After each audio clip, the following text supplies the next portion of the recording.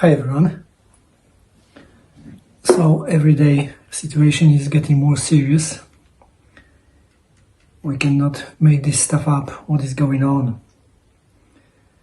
BRICS nations, China, India and Brazil dump $29 billion just in 1 month. India led the pack, reducing the US Treasury holdings by 16 billion in the last month of Q2. Brazil scaled down its US Treasury by almost $12 billion. And China reduced their holdings by 500 million just in September. So, as we see, more and more countries are seeking to reduce the dependence on the dollar. And de-dollarization is real. So, let's imagine that you are running some country, right?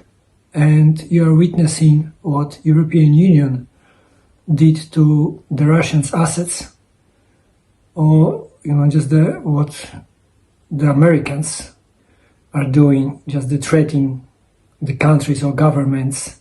If you do what we don't like, we can just seize your assets.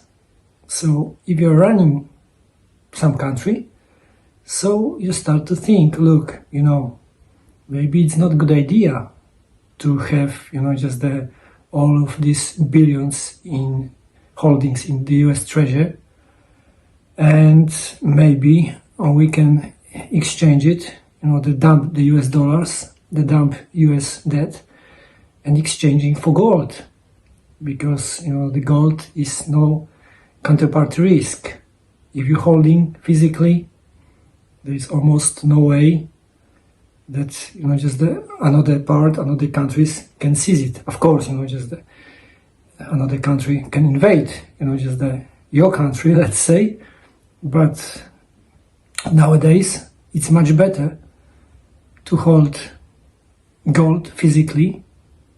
Therefore, we see so many countries, especially the BRICS countries, they just dumping US dollars. In the meantime, we have this ongoing situation that European Union wants to use the Russians' frozen assets. And we have the news from the Belgium. Belgium sets conditions for using frozen Russian assets to fund Ukraine aid. Belgium demands full mutual responsibility for all risk. From our point of view, guarantees must cover all potential financial liabilities from day one. Belgium wants to ensure Euroclears has sufficient resources in case of retaliation, including Russian legal claims or sanction. This could result from arbitration, legal action, or even a negotiation settlement with the Russian central banks. And at the end of this, the Belgium statement, they're saying, we are loyal to Ukraine. We will always choose peace, freedom and democracy. We are ready to make sacrifices, but our country cannot be asked to do impossible.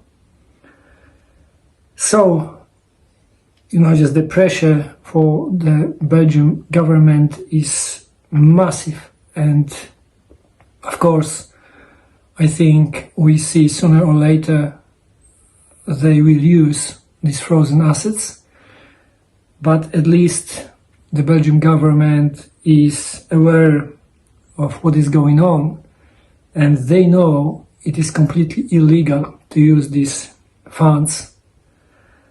In the meantime, we have another story from Germany. Shop bankruptcies surge across Germany. Germany's retail sector is facing a new wave of bankruptcies, with 2,500 insolvencies recorded between August and August to next year to year. So we see the German economy is shrinking, but it's it's not surprising. It's the same story in France, in the UK. But we can find a country, or at least some politicians, that they are using common sense. So Hungary shoots down Eurobonds as alternative to European Union's Russian assets plan. So at least Mr. Orban and the Hungarian government, they showing just a minimum level of common sense, and they know what is going on in this absolutely madness. When European Union debating how to seize and use the Russian assets, Russia launches attack across Ukraine. More than 650 drones target location across Ukraine. And in Miami, we have still peace talks continue. So this is like the political game, as I said previously. The US is playing their own game. They are leaving European Union with these problems here and with NATO. And they are discussing with the Russians, because I see they want to get back to, just the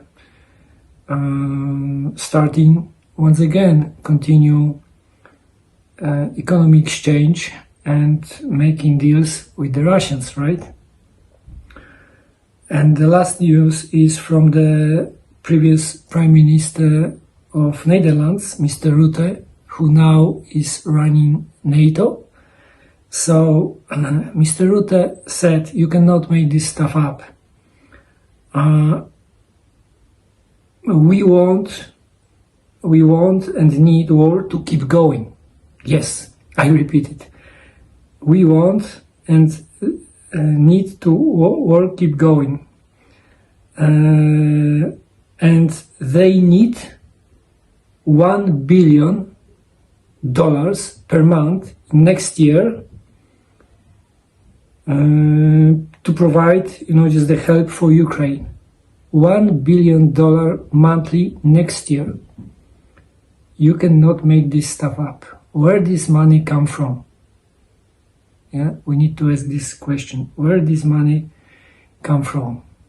So more bonds, more debt, more inflation for us, and the message is clear.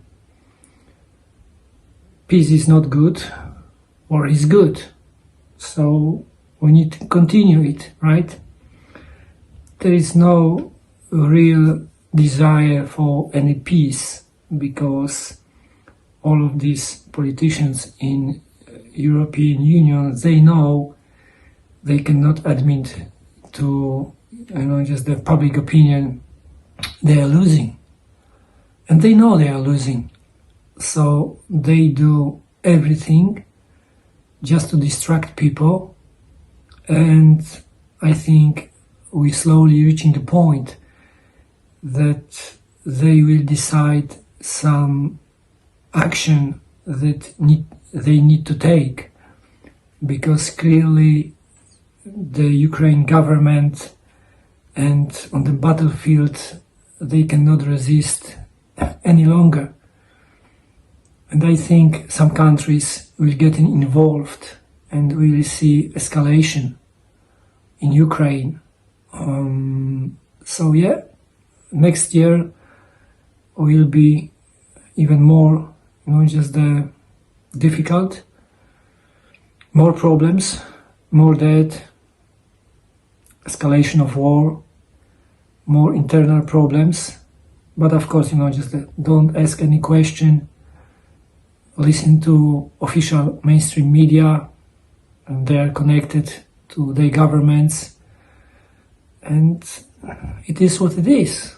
So maybe it's good time to look at the physical, just the gold and silver, as silver, is just at the corner, reaching out to $60 per ounce, And remember, they don't care. They don't care about your bills, your energy bills, your gas bills, your prices in grocery stores, right?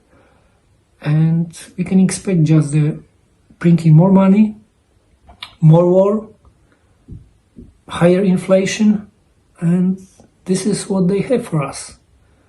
And no one is coming to save us. So maybe it's time to consider that we need to at least try to save our purchasing power of our money, of fiat money, which is losing, just the power in absolutely, just the fast-paced. Thank you very much. God bless.